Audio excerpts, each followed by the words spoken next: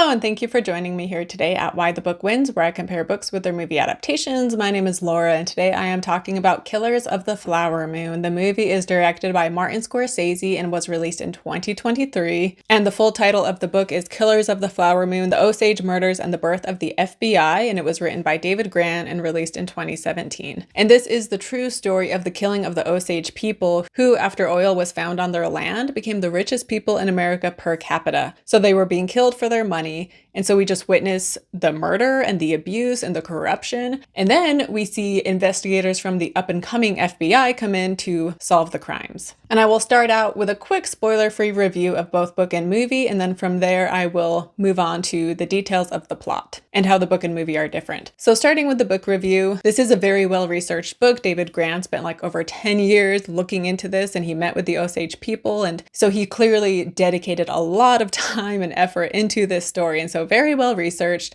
and it can be very riveting at times, and it's written like as a mystery because you don't know who is behind these killings, and so you have that aspect where you're just like, who is doing this? And then it goes from mystery into like, detective story as the FBI gets involved, and then it becomes like, the courtroom trial near the end. And yeah, so it was very riveting at times. I will say, like, after the court trial and everything, the last section is David Grann talking about his own experience in like the 2010s of him going to Oklahoma and visiting the Osage people nearly 100 years after the events of this took place. And then also like some research that he discovered on his own about these events. And so his interactions with the Osage people, as well as the things he discovers, like I loved those parts, and some of the information is very crucial to the story. However, like the way he wrote it, it felt like that section was just like tacked on to the end of the book. Like my brother read the book and he said it felt like David Grann had written the whole story and then he just added on this last section. So I feel like he could have added it in a way that helped flow with the rest of the story. And so yeah, I don't know how he could have done that in the way that was better, but just once we got to that section, like I said, that part is still well written, and like I said, it's like very important information and it needed to be included in the story, but it made the story feel like suddenly it came to a slowdown. And this is just a lot of information and a lot of names and a lot of things to keep track of, and so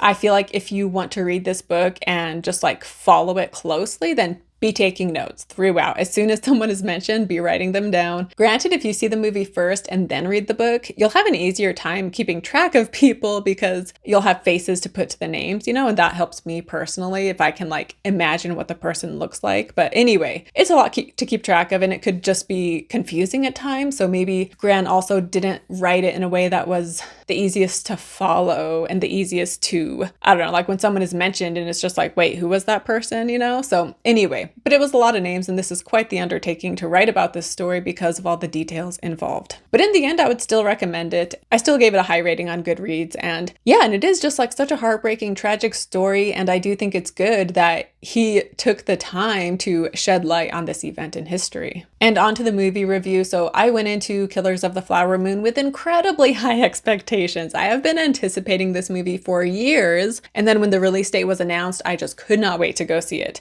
And I'm a big Martin Scorsese fan, so yeah, my expectations could not have been higher. And so when I left the theater initially, I was like, well, it's not a 5-star movie. And so I was thinking I would give it 4 stars. However, over the course of time, that rating has changed, so stay tuned, watch the rest of this video to hear my new rating. But yeah, initially it just wasn't quite what I was wanting. I still loved it, and it was still a fantastic movie, so 4 stars is still very high. But yeah, something about it just wasn't what I had wanted, I guess. But it is a very heavy story, of course, and then the length of the movie just adds to how overwhelming it can feel, because you're just there for 3.5 hours watching horrible things happen to the Osage people, and so it's an intense movie, and just very upsetting. And there are moments of humor throughout, which I feel like is like to be expected in a Scorsese movie. He covers dramas, like serious stories, but he adds moments of humor, like dark humor. And speaking of which, there's a part where Robert Deniro spanks Leonardo DiCaprio with a wooden paddle. So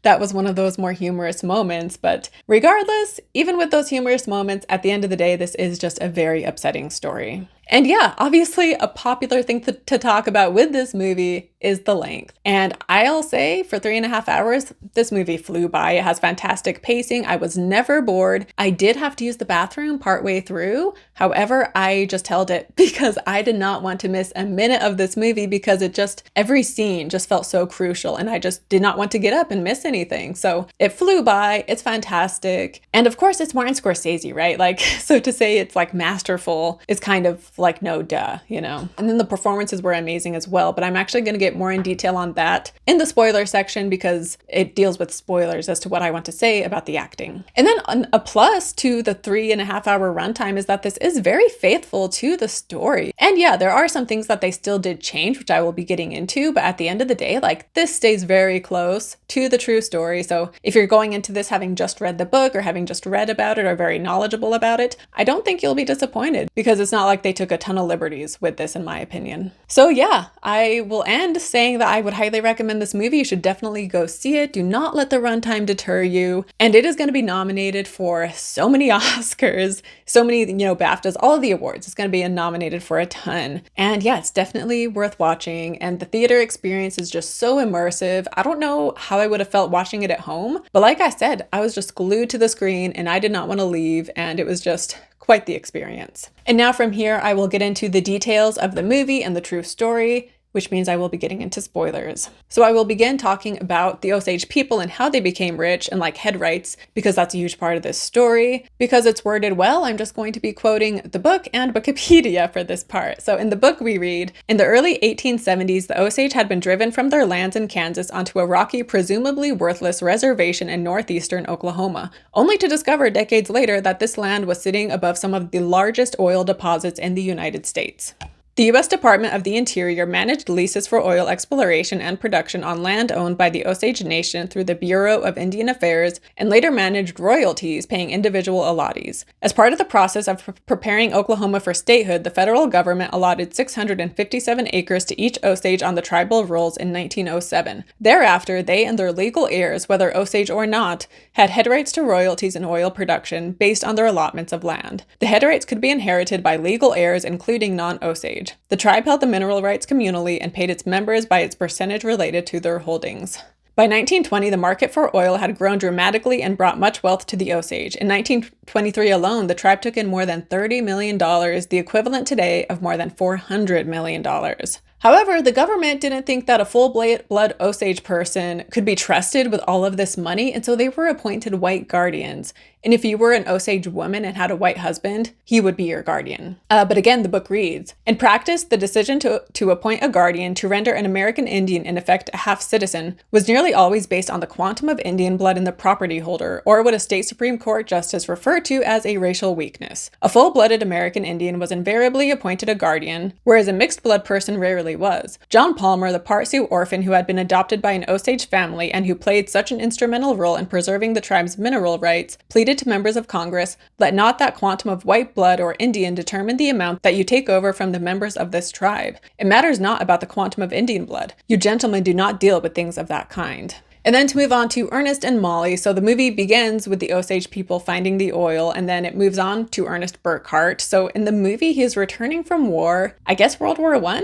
It's not really said though. But he is going to Oklahoma to stay with his uncle William Hale, who people call the King of Osage County, and he is very wealthy and very well respected in the community. And as they talk, right away, Hale just gets right to the point, saying how there is so much money amongst the Osage people, and he talks about, head rights and inheritance. And then we see Ernest in town later, and a white guy introduces himself and his wife is full-blood Osage. And he tells this to Ernest. He's like, oh, this is my wife. She's full-blood Osage. And the way he says it, like clearly he's just bragging about having a rich wife, essentially. And so you just see right away how like conniving all of these people are. And you do see like Ernest and William Hale, even though they're white, they are part of these meetings that the Osage members have. And it's because, Ernest, through his affiliation with Hale, they're just more respected, even though they are white people. And even though Ernest is a white man who married an Osage woman, he's still respected by others for the most part. But then you do have other white men who married Osage women who are just like spending money like crazy and causing trouble and just are flaunting the fact that they're married to a rich Osage person. And so you have like the respected white husbands and then the non-respected white husbands essentially. But at the end of the day, like they were all exploiting the Osage. It's just whether or not they were like outright about it or not. But in real life, Ernest, he did not serve in any war, and in the book we read, growing up in Texas, the son of a poor cotton farmer, he'd been enchanted by tales of the Osage Hills, that vestige of the American frontier where cowboys and Indians were said to still roam. In 1912, at 19, he packed a bag like Huck Finn, lighting out for the territory and gone to live with his uncle. And in the movie and in real life, Ernest becomes a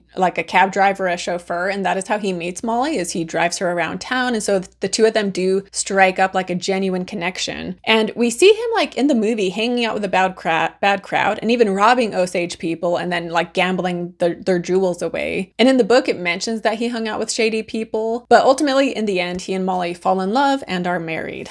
And the book reads, born a speaker of Osage, Mollie had learned some English in school. Nevertheless, Ernest studied her native language until he could talk with her in it. She suffered from diabetes, and he cared for her when her joints ached and her stomach burned with hunger. After he heard that another man had affections for her, he muttered that he couldn't live without her. And in the beginning of the movie, like I said, in that first conversation he has with Hale, Hale is asking him like what kind of women he's interested in. And Ernest tells him like, I like them all. I'm not picky, essentially. And then the longer Ernest is around, Hale tries to like push him into marrying Mollie. But in the movie, it seems like Ernest like just genuinely did like Mollie, and it wasn't just for her money, but that he did like her as a person too. And in the movie, we do have a scene where Ernest and Mollie are together, and she's like, you just like my money. And he admits, he's like, yeah, I mean, I love money.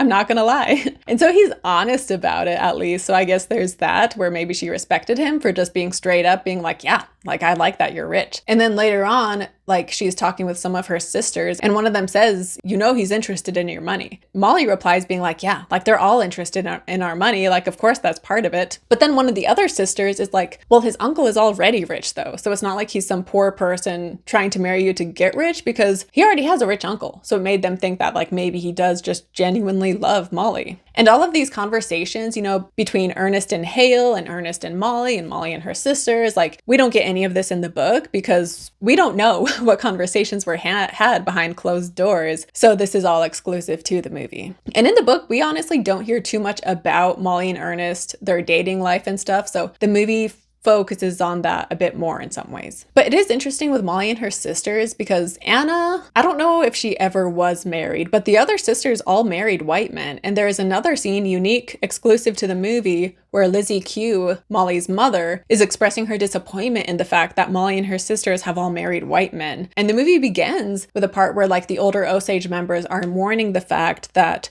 their children are going to be like assimilated into white culture, essentially. And this isn't like a theme that is explored really in book or movie. And the book and movie, you know, they're both written and directed by white men. And so maybe to really explore this topic in more of an honest way, it would have to be told from the Osage perspective. But yeah, I did think that was interesting that they are choosing to marry white men, even though like if they married another Osage man who was also rich, you wouldn't have to worry about the money aspect because you're both rich anyway, right? So it's interesting that they chose to marry white men. But to move on to William Hale. So in the movie, Hale's people, such as Ernest, call him King. And in real life, his middle name was King. He was William King Hale. And Ernest said of Hale, he was not the kind of man to ask you to do something, he told you. And Hale was in his like mid 40s in the 1920s when all of this was happening, whereas Robert De Niro is 80 years old. So he was definitely too old for the part, but nonetheless, it was really cool to see a Scorsese movie starring both DiCaprio and De Niro, because DiCaprio and De Niro are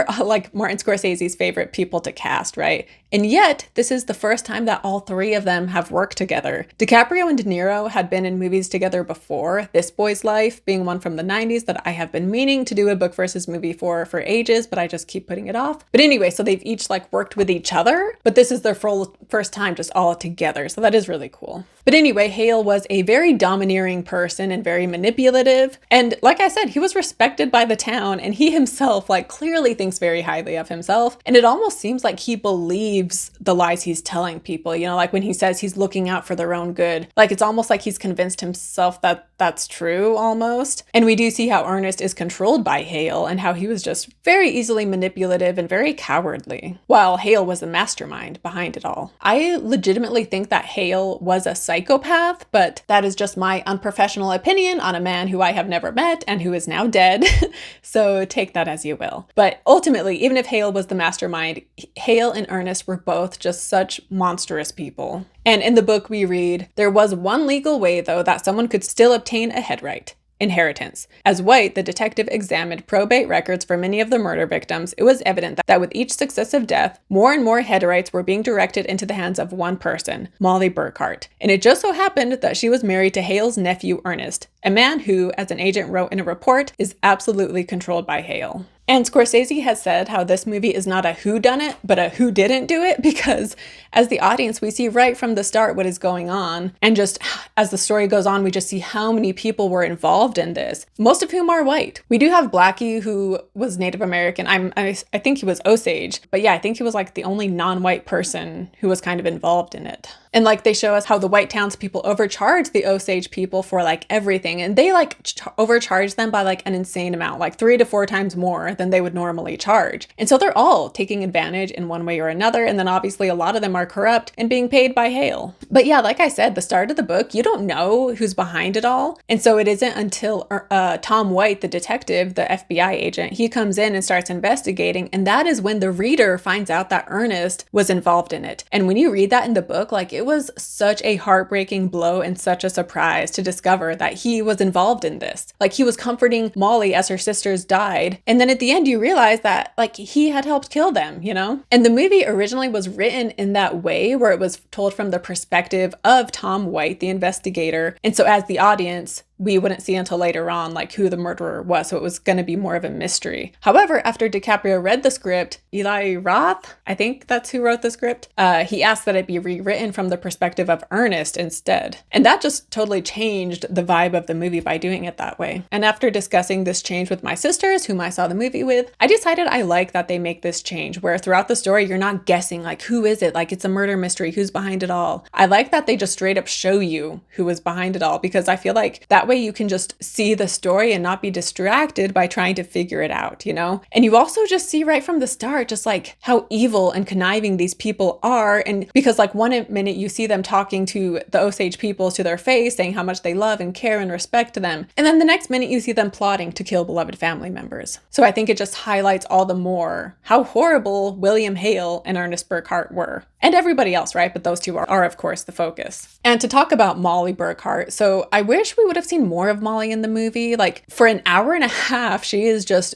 incredibly sick, like on death's door. And so she just isn't as present in those parts. And considering that the movie is about, you know, the Osage people being killed, and Mollie is a central figure because so many of her family were being killed, her sisters, her relations. And then the fact that she finds out in the end that it was her husband who was behind it all, like it would have been obviously very devastating, but I feel like that would have been a great perspective, is to hear the story through her as she experienced these things. But nonetheless, even though I wish we would have seen her more, Lily Gladstone was fantastic in the role. I'm sure she will get nominated for all of the awards. And so I don't have any complaints with her performance. I just wish we would have seen even more of her. But whenever she's on screen, she was just amazing. We do get like 2 scenes where we hear her thoughts. Like the words are powerful, but it just felt kind of random when it happened because it just randomly happens twice. And so I don't know, it almost felt out of place when we did get those 2 scenes. And then when Tom White spoke to Mollie, the book reads, he asked her if Ernest had ever told her anything about Hale's plot. She said he never told me anything about it. All she wanted, she said, was for the men who did this to her family to be punished. It makes no difference who they are, the attorney asked. No, she said adamantly, but she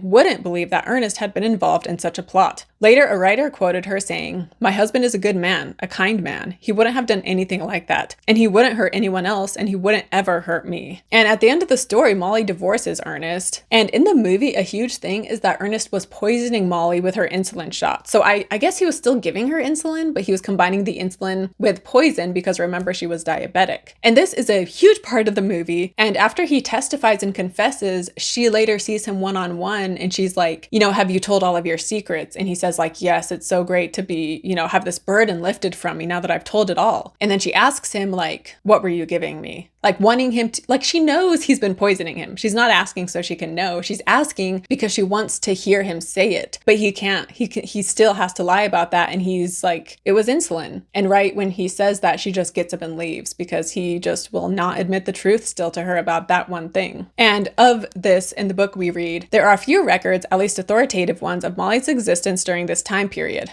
This time period being like after the death of Rita and Bill Smith, and then even like during the investigation, basically. No record of how she felt when agents from the Bureau of Investigation finally arrived in town. No record of what she thought of physicians like the Schoen brothers who were constantly coming and going, injecting her with what was said to be a new miracle drug, insulin. It was as if, after being forced to play a tragic hand, she dealt herself out of history. Then in late 1925, the local priest received a secret message from Mollie. Her life, she said, was in danger. An agent from the Office of Indian Affairs soon picked up upon another report. Mollie wasn't dying of diabetes at all. She too was being poisoned. And so the like quote unquote insulin the Schoen brothers were giving her in real life, like obviously it was poison and she was being poisoned. And I'm sure Ernest knew about it and that he was complacent in it. But how much he was involved, we don't know the true story. Like we don't know if he was the one giving her the shots, like he could have been, or maybe it was just the Schoen brothers. So the movie did take some liberties with that aspect of the story. But to get into Tom White and the FBI, so as you can tell from the full book title, the book goes way more into like the FBI and how it came about, right? And private investigators and all of that. And when we see White come in to investigate the Osage murders and his, you know, undercover agents and everything, and we learn about White as a person, and just all of this was much more of a thing in the book, whereas in the movie, it's not.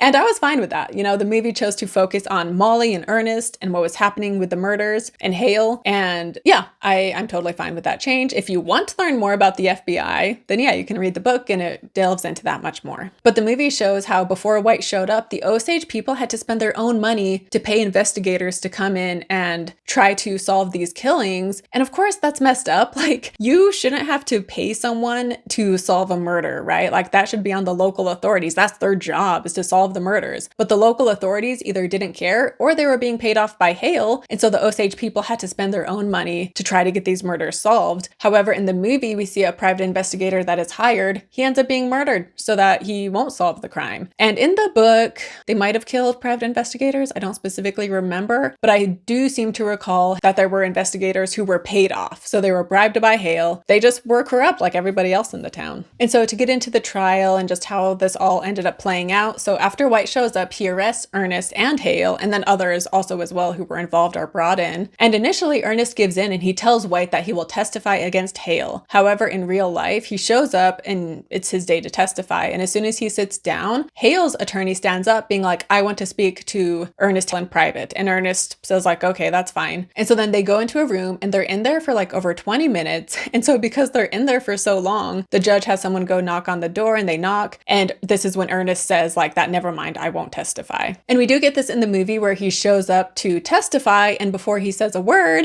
mayhem breaks loose when Brandon Fraser stands up being like, I want to talk to Ernest Burkhart in private. And so the trial basically comes to a close. And later in the day in the movie, Ernest goes over to like Hale's house, I guess. The lawyer is there and as well as like a ton of other people. So he's kind of bombarded with all of these people who convince him to not testify against Hale. Not only that, they also like convince him to lie, saying that like Tom White beat him up and like coerced him into lying about William Hale. However, in both book and movie, amid all of this, Mollie and Ernest's daughter Anna ends up passing away, and it is her death that turns things around for Ernest, and he decides that he will testify against William Hale. And in the movie, this is a heartbreaking scene where he finds out about her death and just seeing how it affects him. But honestly, like throughout the movie, he had been causing Mollie to feel this pain, the death of a loved one. And so in this moment in the movie, finally he is experiencing what that is like. And like, that is what he has been putting Mollie through throughout this whole movie, But yeah, in real life, this also was similar where it was the death of their daughter that turned things around. And in the book we read, he found Burkhart in his cell pacing restlessly. He had deep circles around his eyes as if he hadn't slept for days. I'm through lying, Judge, Burkhart said said, the words rushing out of him.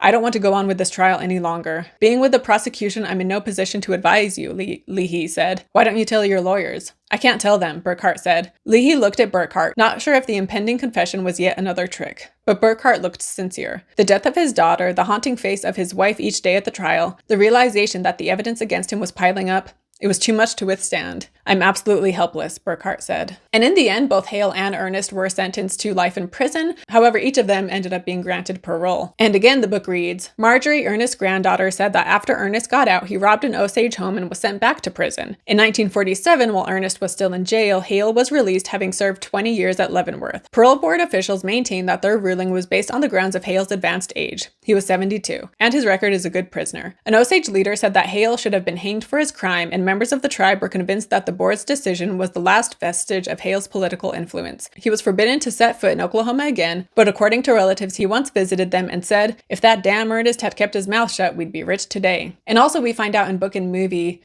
he also sent a letter to the Osage, being like, oh, the Osage people, you guys were so great and the best friends I ever had.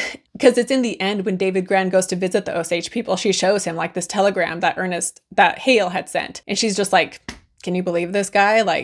How, yeah, anyway. But once Ernest, again, he's put on parole, then he gets arrested again, put back in jail, but then again, he gets put on parole and is let out. And he moves to Osage County and he lives in a mice-infested trailer with his brother, who also had been involved in the killings. And his granddaughter met him and said, when I met Ernest, I had just become a teenager. I was surprised he looked so grandfatherly. He was very slight with graying hair. His eyes looked so kind. He wasn't rough even after all those years in prison, and I couldn't fathom that this man had done all that. So they had 3 kids total, he and Mollie. And like I said, Anna died, but then he had a daughter and a son. And the daughter, even after he was out of prison, she never saw him. However, the son, and Marjorie's the granddaughter I just quoted, her father was Cowboy, the son of Ernest and Mollie. And Cowboy did have a relationship with him to some extent. And Marjorie says she just thinks that her father just really wanted a father figure in his life. And he just craved that relationship. And that is why he was still willing to go see Ernest, even after everything. Which, speaking of something the movie changed, and this is a key element that the movie changed. So the movie, it shows what a bad person Ernest was and how he was very cowardly and very devious and how he took advantage of of people who trusted him and loved him, his own wife. And like I said, the way he would comfort Mollie during these events when he was part of what caused the events, and just what a horrible, manipulative person he is, and very dislikable. But something the movie changes is the night that Ernest knows Rita and Bill Smith, he knows their house is going to be blown up so that they can both die and more head rights can go to Mollie. He knows their house will be blown up, but in real life, Mollie and the kids were going to be spending the night with Rita and Bill. However, Cowboy had a earache, and so they end up staying home, and so they are not in the house when it blows up. So basically, you find out that Ernest was going to allow his own family to be in the house so that they would die as well, and then all the head rights would go straight to him. So when you realize this in the movie, it's just in the book, because the movie doesn't have this. In the movie, the night of the bombing, Mollie and her kids come home, and Ernest had been worried, and he's like, hey, where were you guys? I want you guys to stay indoors. So clearly he wanted them to be safe, quote unquote. But yeah, in the book, he had intended for them to die that night as well. I mean, obviously his daughter, you cannot blame her for not wanting to see him. And then the son, Cowboy, in the book, he was just very conflicted. And eventually when Ernest died, he was cremated and he wrote what he wanted done with his ashes. And Marjorie says that Cowboy kept the ashes for a while and they were just kind of sitting in the house until one day Cowboy just took it and just tossed it away. So yeah, just in the movie, Ernest is very unlikable, but if they showed him plotting to kill his own kids in that way and his wife, which he is trying to kill his wife, he's trying to poison her in the movie, which is so despicable. But yeah, I feel like they changed that movie because I still can't fathom the fact that in real life, he had wanted them to die in that explosion. And so I think the movie, they were just that's too much for the audience to take. So we will change that part. So yeah, that's a key element that was changed from book to movie. And yes, the movie still shows Ernest as a horrible person, but I mean, and they do add the poisoning, which is just, so terrible. But anyway, yeah, I don't even know what to say anymore about any of that. But I guess I'll just move on to DiCaprio and Lily Gladstone because, you know, DiCaprio, he should have like 5 Oscars by now at least, because he is such a fantastic actor. And in this movie, like, he deserves an Oscar for this as well, because his role is so versatile, because there are times where he is kind of charming and likable, you know, in the early days when he's driving Mollie around, and he has moments where you almost believe him, right? And you can see why Mollie falls in love with him. But then you have other moments where he is just so devious and so horrible and so manipulative and just so disgusting. And then you have the scene where he takes the stand and he finally, you know, is answering the questions honestly, and the camera is just on DiCaprio's face as he gives these like one-word answers. And so he's not speaking much, but like everything is right there in his face. And when he's initially arrested, he had been drinking, and so he's drunk when White picks him up, and then he is interrogated. And so he had been drunk to begin with, but then they have him standing up in this hot room with flies coming at his face. And so he's just kind of like out of it. I'm always impressed by people who can act drunk believably. And yeah, he was very believable in this scene, and I thought he just did incredible. And then the scene when Gladstone is asking him, Mollie is asking him like, what did you put in my insulin, or what were you giving me? And just the fact that he just cannot bear to tell the truth, and he can't do it, you know? And then Gladstone in that scene is amazing. And, you know, her character is more reserved, and so she doesn't speak a ton, but again, you just see so much in her expression. And Leonardo DiCaprio said of Gladstone, there was no reading. Marty just instinctively knew Lily was the one. There was a truthfulness in her eyes that he saw even over the computer screen, because they met over Zoom. I've never known Scorsese to meet somebody and then immediately afterwards have this gravitational pull and instinct to say, let's not wait another minute. And yeah, I agree. She was fantastic. And then I did want to share some quotes I read about the Osage community and this movie. And granted, all of these quotes are from people who were involved in the film. So they have biased opinions, I'm sure, because they were involved. So I will give that disclaimer. So during an editing break, I went and listened to Native Media Theory. I listened to his video about this movie. His name is Elias Gold. So he has a video all about this movie, sharing his thoughts. And I thought it was fantastic, and it was great to hear his insight on it. So I definitely recommend you watch that as well. And I will link to it down in the description. I read an article where Christopher Cote, who is an Osage man who was a consultant for the film, he said of the finished product, as an Osage, I really wanted this to be from the perspective of Mollie and what her family experienced, but I think that would take an Osage to do that. Martin Scorsese, not being Osage, I think he did a great job representing our people, but this history is being told almost from the perspective of Ernest Burkhart, and they kind of give him this conscience and kind of depict that there's love. But when somebody conspires to murder your entire family, that's not love. That's not love, that's just beyond abuse. And then he goes on to say that he doesn't feel this movie is made for people like him because it is just so painful and difficult to watch. And he continues on to say, I think in the end, the question that you can be left with is, how long will you be complacent with racism? How long will you go along with something and not say something, not speak up? How long will you be complacent? I think that's because this film isn't made for an Osage audience. It was made for everybody, not Osage.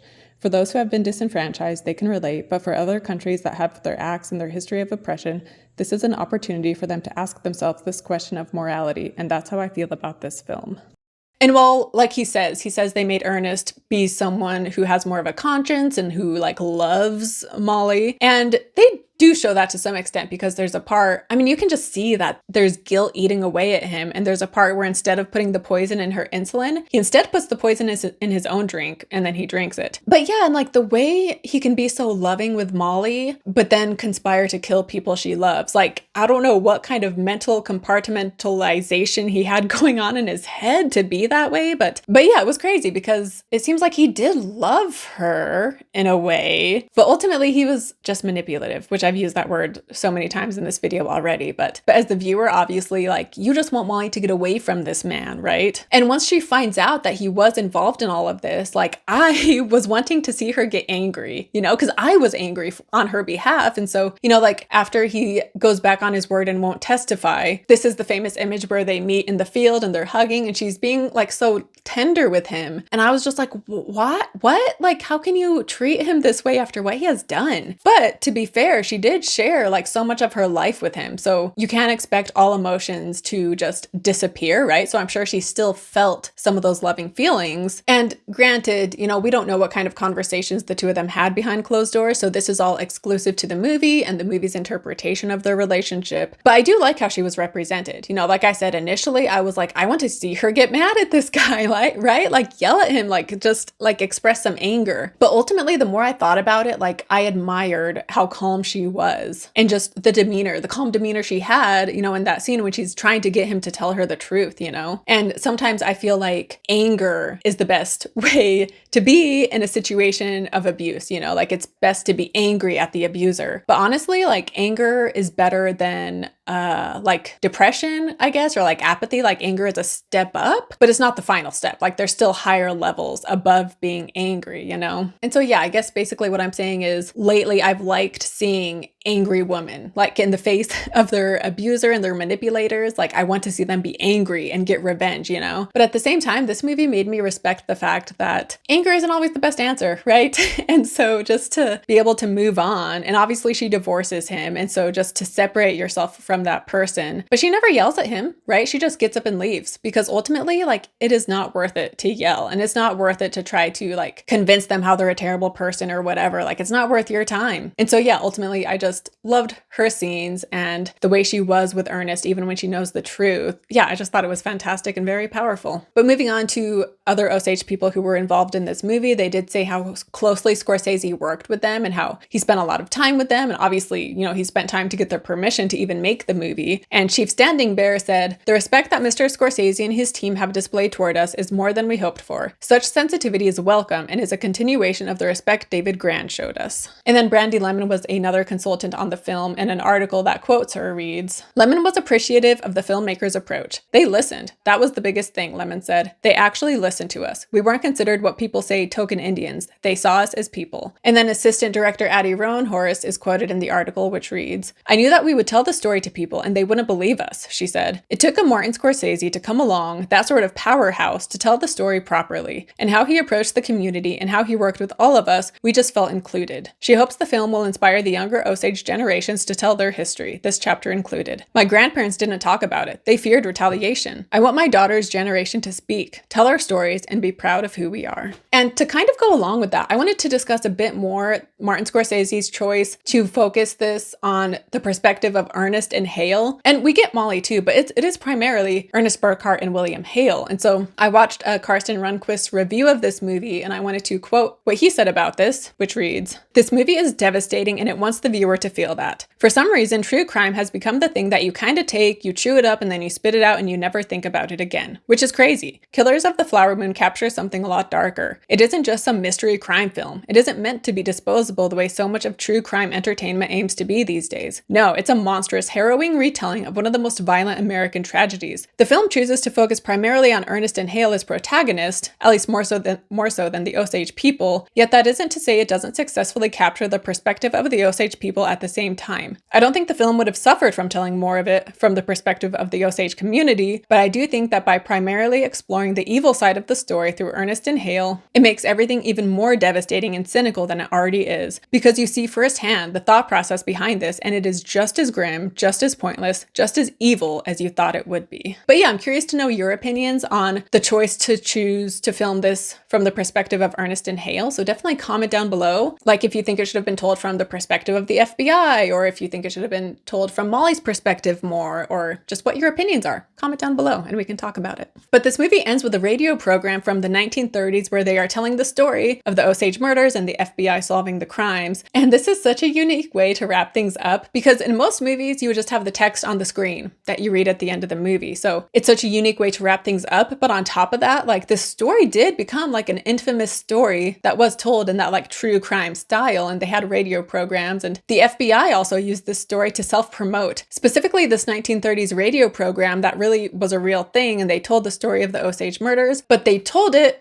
to promote the FBI, which was a new thing at the time. Going back to that Carsten Rundquist review, I wanted to share another quote that relates to all of this, where he said, "It ties back into what I was saying about true crime earlier and how trauma is exploited through this genre of entertainment. The movie ending addresses that in a really clever and self-aware way. It pays tribute to the people in the story in a really moving way, and it ties things back to the present and reality." And so yeah, I feel like even with this movie, some people will say that Scorsese is exploiting the Osage people by turning this story into a movie when he himself is an Osage, but then others will view it as him just respectfully shining light on this story and telling and finally getting the story out there, right? And I've read people on both sides who have both opinions, but I think Scorsese did an amazing job, you know, and I think it's awesome that he wanted to share this story and that he put so much of himself into it, and obviously he was very dedicated to it, and he wanted to be respectful, and he worked very closely with the Osage people. And so like I can see the people who wished this had been directed by like an Osage person, right? But at the same time, I do think it's cool to see like different ethnicities coming together to tell this story. So I'm not an Osage person, of course, so I'm not saying I have the ultimate view on this by any means. So again, let me know your thoughts down below in the comments. But a key part that I need to talk about is just the expanse of these murders, because something that the movie touches on, but it doesn't really fully get into, is just how many Osage people were killed. And in the book, this is part of that last section where David Grann realizes this, where he's like, wow, like Hale and Ernest were like punished and tried for the murders, but there were so many other murders that happened too where they just went unsolved and people got away with it. And then there are so many that died of quote unquote natural causes, but then if you read into the specifics, you realize that it was also a form of murder, because for example, one Osage woman had tuberculosis, but her guardian wouldn't allow her to spend money to get the care she needed, and so she died of natural causes, even though it was murder, because he was in charge of her money and he wouldn't let her spend it on medical help. And in the book it reads, "These cases underscored that the murders of the Osage for their head rights were not the result of a single conspiracy orchestrated by Hale. He might have led the bloodiest and longest killing spree, but there were countless other killings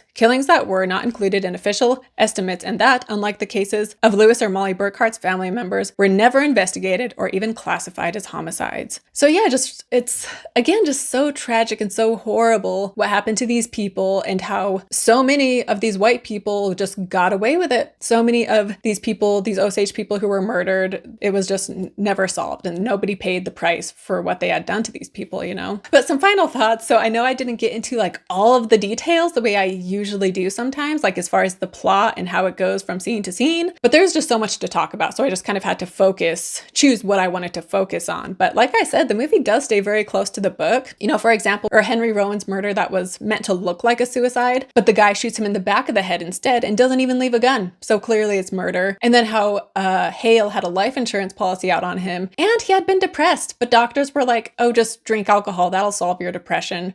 So anyway, all of that was also in the book. True story. Oh, and also the fact that Hale tried to pin Henry Rowan's murder on Roy Bunch, who had been sleeping with Rowan's wife, even though Roy Bunch wasn't involved.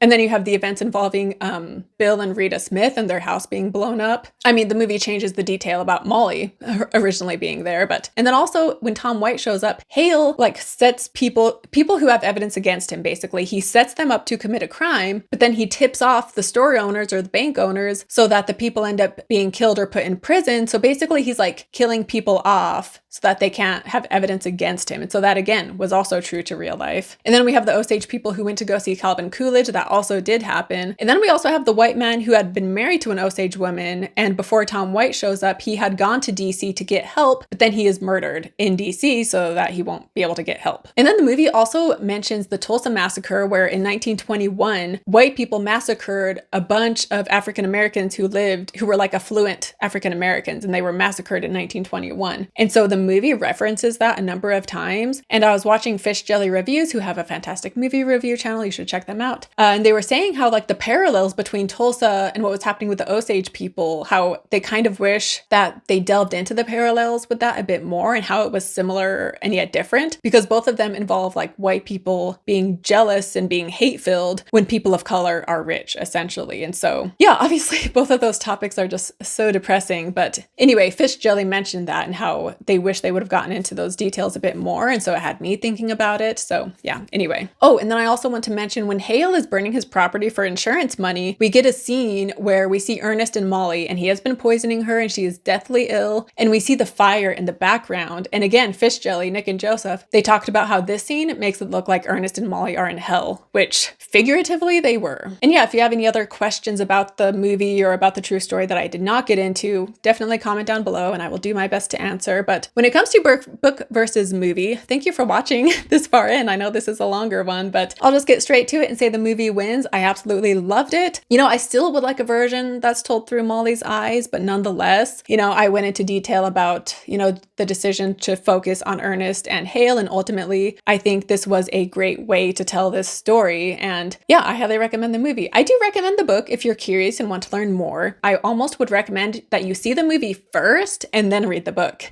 because I think if you do it that way, the book will be more easy to understand because you will have the characters more in line. So see the movie, then go see the book. So at the start of the video, I mentioned that I changed my rating for the movie ultimately, but then while I was recording, I forgot to share that part. So the more I thought about it, the more I wrote about it as I wrote up my post. And then after I wrote up my post, I watched some other reviews. I wait to watch reviews until after I've written my thoughts so that I'm not being too influenced by what other people think. But yeah, ultimately, when all is said and done and when I've sat with it for longer, I would give it a 4.5 stars. So still not 5, but a very high rating nonetheless. And I also definitely want to go and see this in theaters a second time. So yeah, I bumped up my rating ultimately. And also I wanted to say that while I was filming that video, I hit 5,000 subscribers. So thank you all so much. That is such a huge milestone and it means a lot to me. Sorry, I'm getting out of breath. In case you can't tell, I've been talking for a while. I also started filming this, so I have 20 minutes that just wasn't going well. So I've been talking for even longer than it seems. Anyway, if you want more Leonardo DiCaprio content, I have covered a lot of his stuff. The Revenant is one of my all-time favorite movies. It's so incredible. And I do have a book versus movie for that. But that one, I covered it in 2021. I hope it's a good video, but I know it's probably not as good as my videos are these days because I've improved. So I will recommend a more recent one, which is Revolutionary Road. That movie is so fantastic. I absolutely love it. DiCaprio is amazing. Kate Winslet is amazing. The movie's amazing. The book is amazing. And so if you want more DiCaprio content, check that one out. I will link it here on the video. Thank you so much for watching. Don't forget to like and subscribe if you have not already. Share this video with others if you found it informative and interesting and helpful. And thank you so much for watching. I will see you next time. Goodbye.